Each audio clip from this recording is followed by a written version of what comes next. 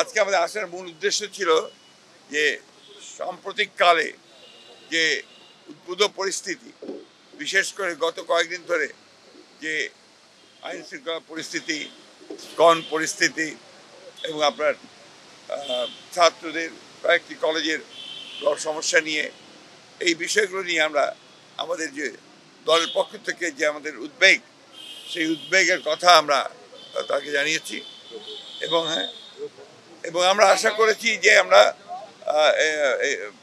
প্রধান উপদেষ্টা তিনি তার পরিষদ নিয়ে অতি দ্রুত এই বিষয়গুলোর শান্তিপূর্ণ সমাধানের ব্যবস্থা করবেন এবং দেশে যেন কোনো রকম অবস্থার সৃষ্টি না হয় যে সমস্যার মধ্যে দিয়ে বিভাজন সৃষ্টি হবে। বসুন্ধরা টিস্যুতে ছাড়ের ছড়াছড়ি। বসুন্ধরা টিস্যু নিয়ে এলো নিশ্চিত ছাড়। এখন যেটা সবচেয়ে বেশি প্রয়োজন আমরা বলে এসেছি এই মুহূর্তে, সেটা সবচেয়ে বড় প্রয়োজন হচ্ছে জাতীয় ঐক্য। আমাদের সামনে এখন অনেক বড় চ্যালেঞ্জ রয়েছে। সেই চ্যালেঞ্জগুলোকে মোকাবেলা করার জন্য বিশেষ করে যারা বাংলাদেশের স্বাধীনতা সার্বভৌমত্বের প্রতি হুমকি হয়ে দাঁড়ায় অথবা এর যে স্ট্যাবিলিটি, এটাকে যারা বিনষ্ট করতে চায়, তাদেরকে প্রতিহত করার জন্য প্রতিরোধ করার জন্য আমাদেরকে অবশ্যই একটা জাতীয় ঐক্য গড়ে তুলতে হবে। সেই কথাগুলো আমরা আপনাদেরকে বলে এসেছি।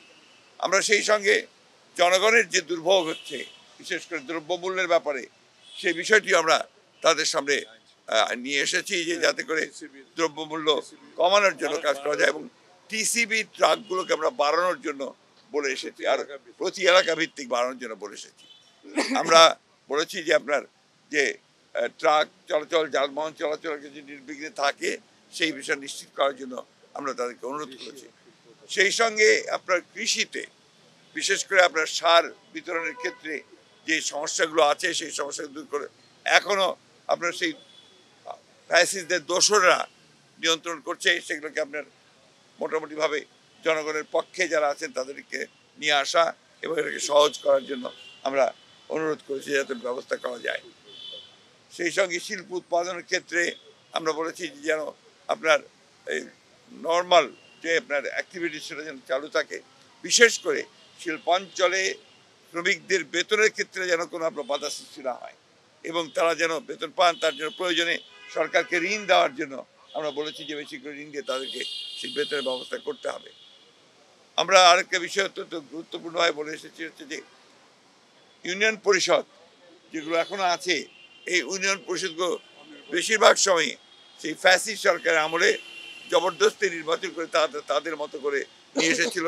এটাকে অবিলম্বে আমরা মনে করি, যেহেতু সিটি কর্পোরেশন ভাঙা হয়েছে, পৌর কর্পোরেশনগুলো ভাঙা হয়েছে, উপজেলা ভাঙা হয়েছে, সুতরাং এটাকে ভেঙে দিয়ে পরবর্তী নির্বাচনের মধ্যে দিয়ে নিয়ে আসবে এবং ট্রেড বডিগুলোকে ভেঙে দিয়ে আমরা বলেছি যে কি নির্বাচনের মাধ্যমে এটাকে আপনার পুনরায় আপনার সুষ্ঠুভাবে নিয়ে আসার জন্য আমরা বলেছি।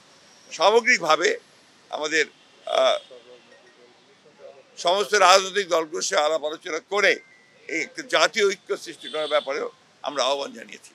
আমরা সেই সঙ্গে আপনার এটাও বলেছি যে আমাদের নির্বাচন যেটা সবচেয়ে বেশি প্রয়োজন, সংস্কারগুলোকে আপনার সম্পূর্ণ করে অবিলম্বে যত দ্রুত সম্ভব রোড ম্যাপ দেওয়ার কথা আমরা বলে এসেছি যে একটা রোড ম্যাপ অত্যন্ত জরুরি।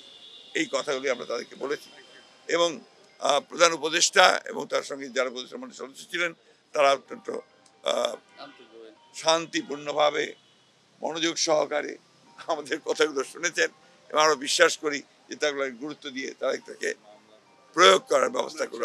আরেকটা বিষয়, আমরা সমস্ত মামলাগুলো যেগুলো আমাদের সময়ে ফ্যাসিস্ট সরকার করেছিল, এই মামলাগুলোকে প্রত্যাহারের ব্যাপারে আমরা দ্রুততার সঙ্গে ব্যবস্থা গ্রহণ করার জন্য অনুরোধ করেছি।